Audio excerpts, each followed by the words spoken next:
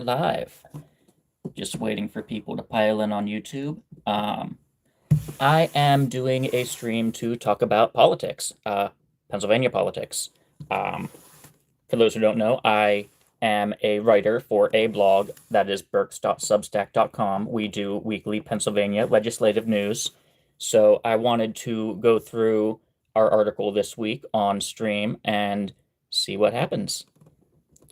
So I'm going to give it a minute or so for people to pile in here. Hope everyone's having a good day. Kreider Farms lemonade. I checked the label of this. They do not use high fructose corn syrup. They use pure cane sugar, so I like that.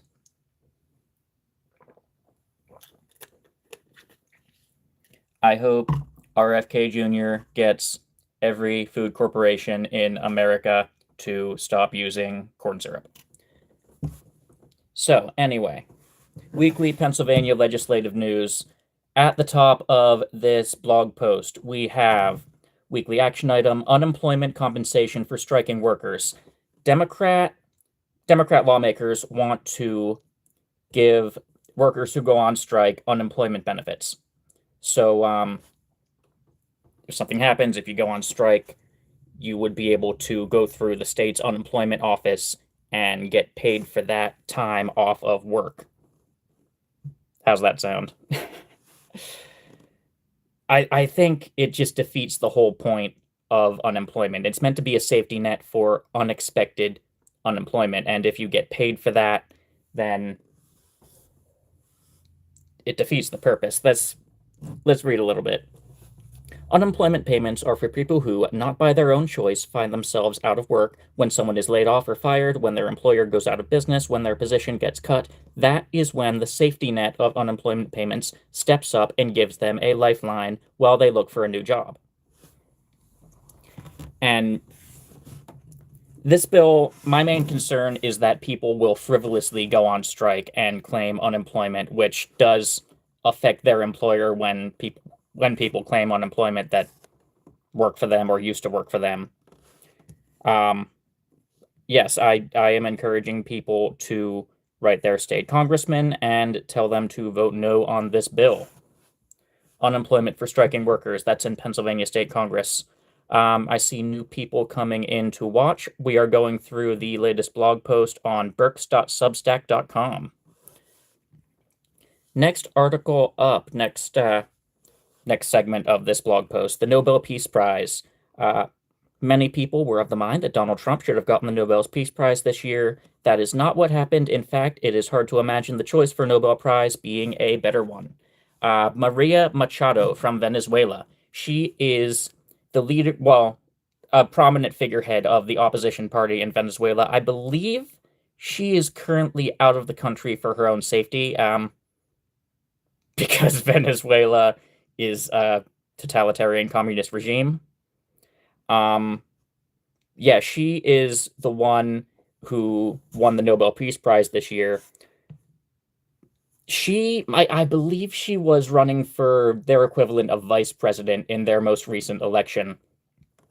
And the election they figured out was not conducted fairly. What her party did, was they had enough people on the ground at a local level tallying up all the vote results at each local polling place. And when they added up those figures, the number they got did not match closely at all with the official government results. So there's a Joseph Stalin quote about it doesn't matter who wins the election, it matters who counts the votes. That's what's going on there, it appears, with Maduro. It appears that Maduro is not the not the duly elected leader of Venezuela. And the leader of the opposition party, well, one of the leaders, has gotten the Nobel Peace Prize. Not only that, she has loudly announced Donald Trump deserved it. She's even, so I've heard, had a phone call with Donald Trump to dedicate the prize to him. I think that's pretty funny. I think the choice of this person, even if it wasn't Trump, it's a PR slap in the face to Maduro and by extension to worldwide communism. Kreider Farms lemonade.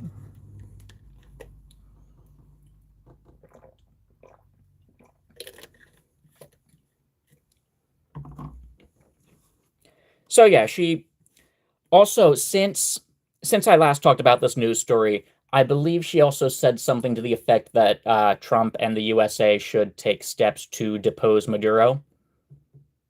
No comment. War is generally a bad thing, but in the case of Venezuela, I don't think there's a peaceful, lawful alternative to getting free elections, a duly elected leader. I don't think that's going to happen without some kind of a revolution happening. And that's really sad to say. It's violence should always be a last resort. That you should try absolutely everything before resorting to violence. And sadly, the people who rig the votes are the same people who hold the guns in Venezuela. So that's a sad situation, and I wouldn't want to live there myself. On to miscellaneous Pennsylvania news. Indigenous Pennsylvanians get free hunting and fishing licenses. Yes, this one's funny. I read the memo of this bill. It's a bill that was proposed in the Pennsylvania House, I believe, as opposed to the Pennsylvania Senate. They talk about, well, before the white people came, before the Europeans, the colonizers, yada yada, hunting and fishing was completely free in Pennsylvania. Oh, the glorious indigenous people. It should be free for the indigenous people to hunt and fish again. So Democrats want to give free hunting and fishing licenses to indigenous Pennsylvanians. First of all, I don't like race-based bills at all. We should try to gun for a constitutional amendment at the federal level, preventing any level of government, state, federal, any level at all, from making laws that discriminate based on race. Second of all, define indigenous Pennsylvanian. I can track my family history in Pennsylvania for more than 250 years. Am I indigenous? Where am I indigenous to, if not here? I was born here, raised here. My culture is Pennsylvanian. My ethnicity is Pennsylvania Dutch. Where else am I indigenous to? Do I get... Oh, by the way, the cost of a hunting license, $20.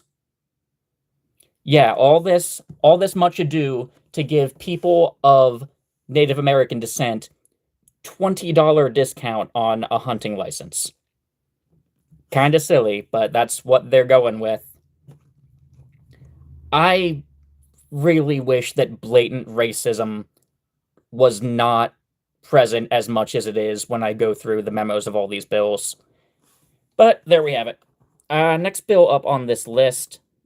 This is a bill proposed in Pennsylvania State Congress. Trespassing with a drone is to be prohibited. Apparently, the law does not currently account for trespassing if you use a drone or some kind of RC vehicle to get the vehicle on someone else's property, but not you yourself. This bill, kind of a silly concept, but apparently we need to update the law to make that a crime, trespassing with a drone. So that's kind of silly.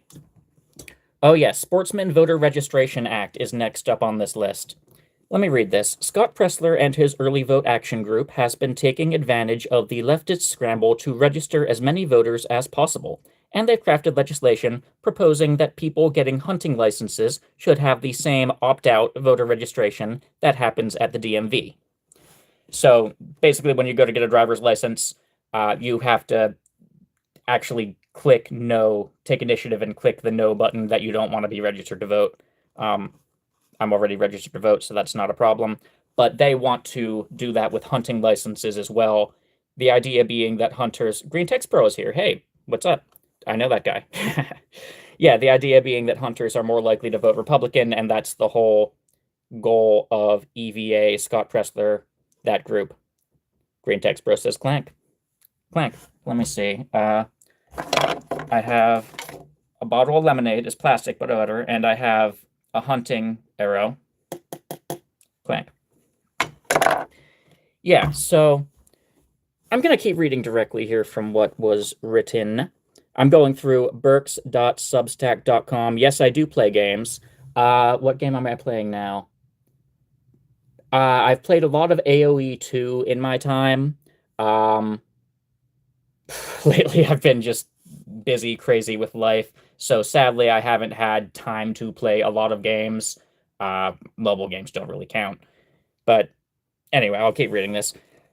Uh, I'll start with the bill. If there are many more people on the voter rolls than people who actually vote, that opens up windows for fraud. The same types of people that we've seen on the 2000 Mules documentary seek out the names of voters who have either died or moved away, but who still remain on the rolls.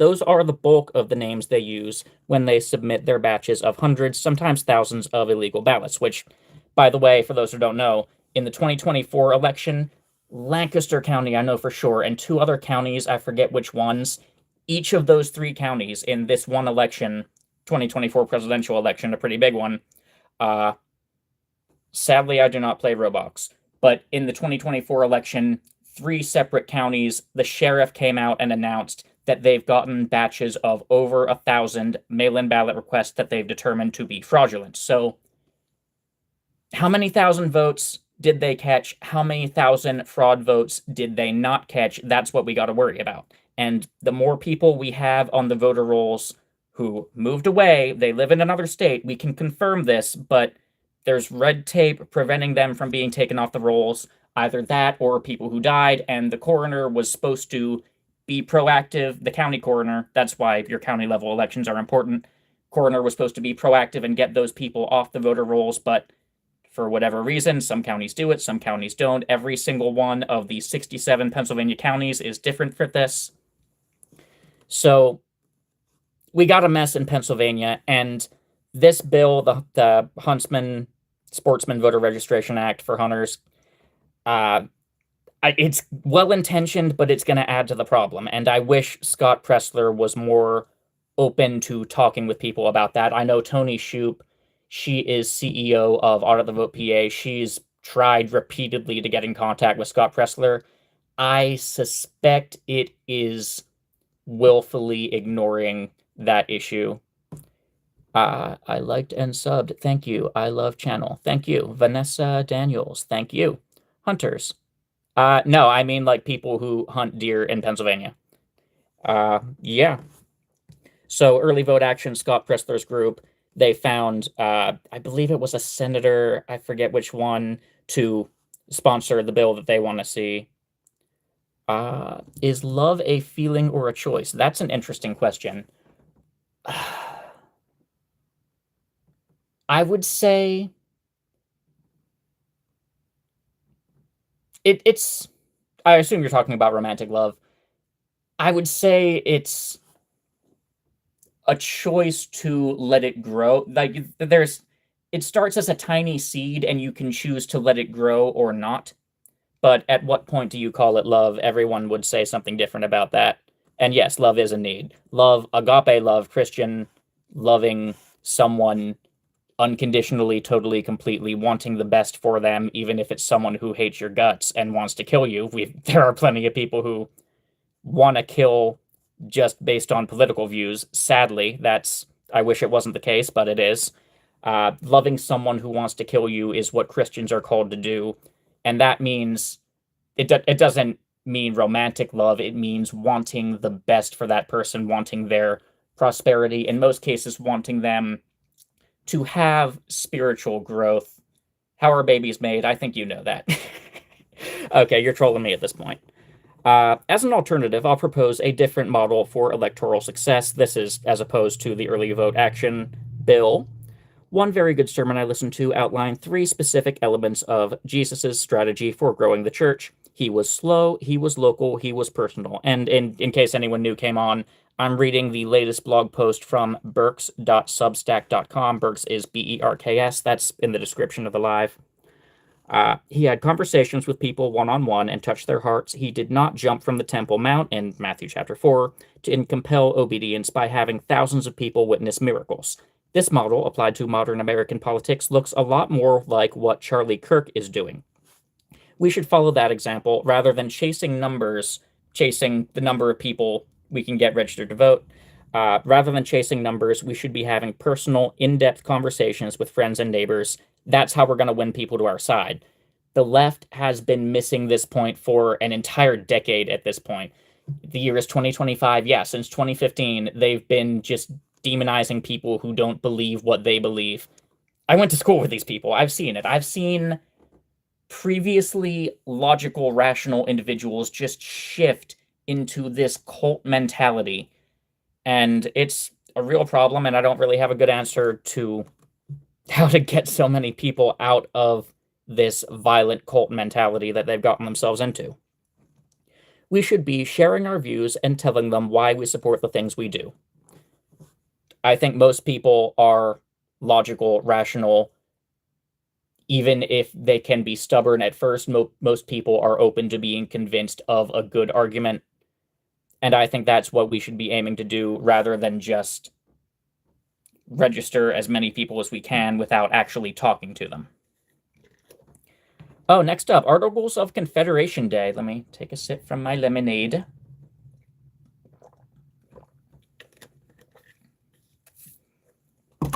The answer is, reading a comment, let the creation to the creator to be judged by it. God bless. Articles of Confederation Day. This is a House resolution in Pennsylvania State Congress. Now, whenever you hear the word resolution, that means they are literally just voting to say, hooray, we did it.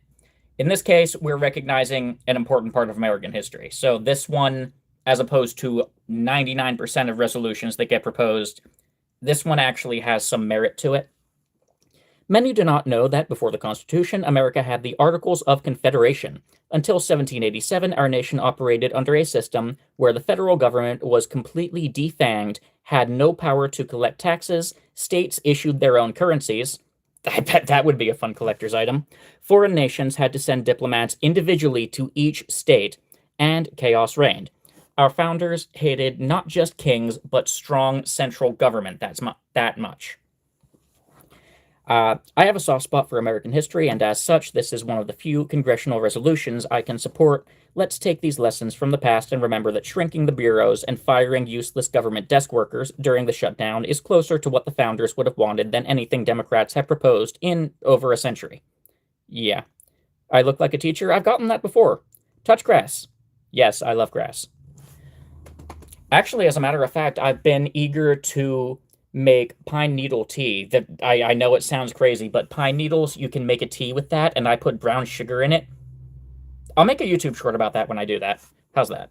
Yeah, but Articles of Confederation, going back to the Constitutional Convention, it was a challenge to get that passed and ratified because there were just a lot of issues with it. The Bill of Rights was an uphill battle to get through. The people who feared a strong central government insisted that we have a list of things that the government was not allowed to do. And that's how the Bill of Rights came to be, rights for the citizens that shall not be infringed by the central government. Another thing was the big state, small state compromise. Big states like Virginia had a big population at the time, for example, and Rhode Island had a small population. The small states wanted the representation in the legislature they wanted their representation to matter just as much as a big state. The big state said, because we have more population, we should get more representation. So that's why we have the lower house of Congress. House of Representatives is based off population, and the Senate, the upper house, is based on flat 2 senators per state. And that was that compromise that they had to put in just to get the Constitution to pass in 1787. Yeah, if you get me talking about history, we could be here a while. Stopping catalytic converter theft. We don't need to talk about that one. Oh, transparency of restaurant menu prices. That one's kind of funny. One of these representatives, Green Text Pro, commented, "Portrait of a man in a wide-brimmed hat is a work by the 17th century Dutch artist Frans Hals." I think if I look up that painting, it will resemble me with the mustache and the goatee and everything. That's probably what you're doing. Anyway, restaurant menu prices. One of these state representatives has noticed that some restaurants don't have the prices listed on the menu. Uh, and they went as far as proposing an entire bill to require the restaurants to post their prices on the menu. Kind of silly, but that's what it is. Outside the box minimum wage bill. This one's fun. I'm curious to see if this gets anywhere. A Democrat has proposed another bill to raise the minimum wage. What else is new? I was very outspoken against raising the minimum wage in 2016 because at the time the left was proposing to more than double it in a drastically short period. Now, after Biden's term, when the cost of groceries has nearly doubled, thanks Biden, thanks inflation. Put on hat. I don't have one in this room. I am less opposed to the general idea of raising minimum wage. This particular bill does more than just raise the minimum wage, though. This bill would also force businesses to pay at least minimum wage to tipped income positions. Yeah, for those who don't know, waiters, positions like that, because they get tipped as part of their regular work, the law actually says that they're allowed to be paid less than minimum hourly wage because the tips make up the difference. So this bill is proposing to close that loophole, and basically it's an attack on tipping culture. I like tipping culture. I've come to very much appreciate it because if we get rid of tipping by forcing businesses to pay waiters the minimum wage, that cost, the extra cost to pay the waiters, is going to be transferred to the customer by just raising the food prices. That's just how it goes. If they need to charge more just to stay open, then that's what they're going to do. But I like tipping. I would rather have tipping than more expensive food, because even if we pay the same amount at the end, with tipping, if someone works hard to be a good waiter to give quality service, that will directly factor into their income just each and every day. And it also allows the customer to say, hey, this was a really great service. I'm going to pay more or less based on that. So I like tipping. People may feel one way or the other about tipping. The fact of the matter is, in order to make a business financial numbers all jive, restaurants will have to raise food prices if service workers are no longer tipped. Some people would be okay with that. Make up your minds for yourselves. You're big kids. You can do that. Prohibiting Grinch bots. I'm remembering exactly what the Grinch bots do. It's a form of drop shipping where the Grinch bots buy up, they call it the Grinch because the Grinch stole Christmas. They buy up the entire inventory of an online store's product and they raise the price. And because that inventory is no longer available, they become the only source of selling it. So we now have a law to prohibit that. News from elsewhere. Oh yes, in I believe it was Spain, some of the crazy climate people, they snuck red paint into one of the art museums and they threw red paint onto a portrait of Columbus. Since it's Columbus Day, since some leftists desecrated a historic painting, and since Trump declared that Columbus Day will once again be honored rather than Indigenous Peoples Day, I thought I would outline in brief my thoughts on the French and Indian War. Oh, who are the OGs who have been subbed to my channel since 2017 and remember my series on Pennsylvania colonial history? The Delaware tribe. When William Penn and the Quakers first came over, they actually got along really well with the Indians. But that second generation of the Penn family, William Penn's sons, they did the walking purchase, which they were supposed to walk, and it was supposed to be, they were buying the amount of land you can walk around in X number of days. They were supposed to walk, but instead they found the fastest sprinter they could and had them sprint through the forest, got way more land than anyone intended. I have a history test. Who is the first president of the U.S.? The first president after 1787 under the current Constitution is George Washington. I don't know the name of the first president under the Articles of Confederation. That name escapes me. But yeah, after the walking purchase, things just gradually went downhill. And by the time the French and Indian War came along, 1750s, the Delaware tribe was ready to strangle literally some English people. It was, in a way, I can sympathize because they had people of a different ethnic group coming and overrunning the land, completely terraforming the land. It wasn't recognizable from what it had been a generation or two ago. But at the same time,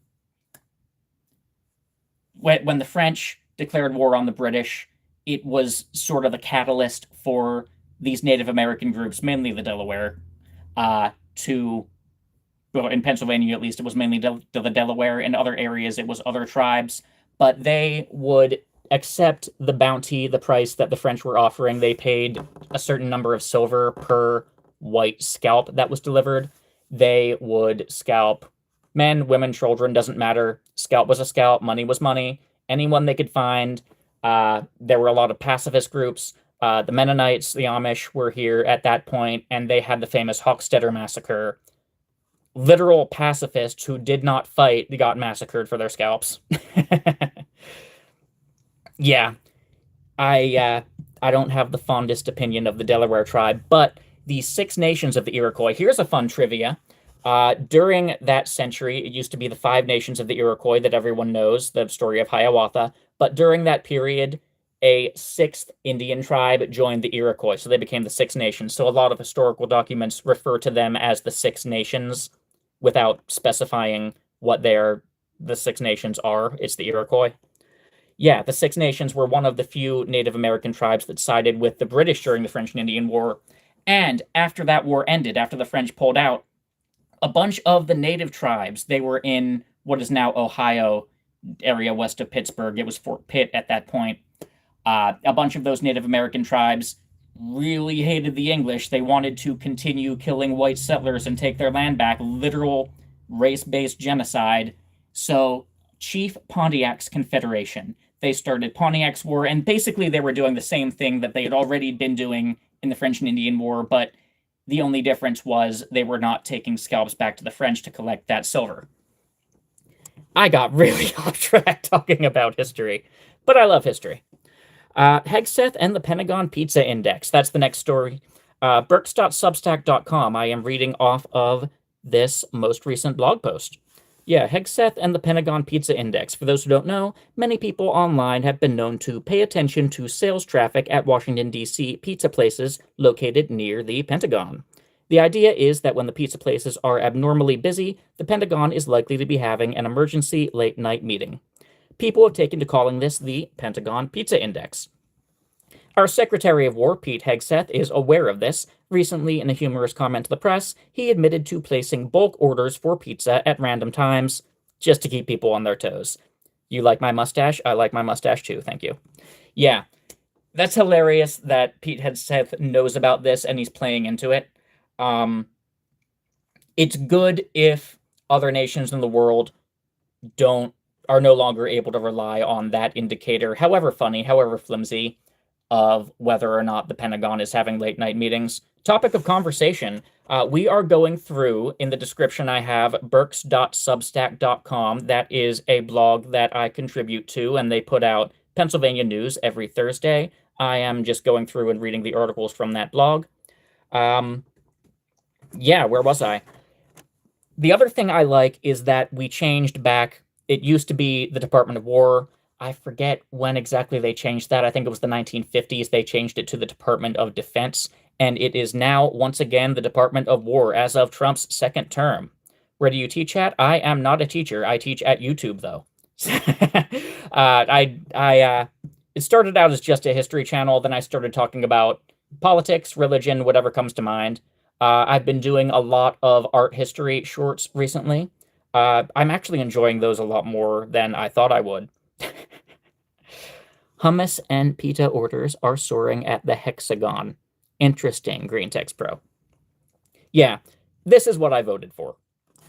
Melania does diplomacy with Putin. Oh, yes. For those who pay attention to the White House Rumble account, every day or so, or sometimes every couple days, they do live streams of just random announcements at random places.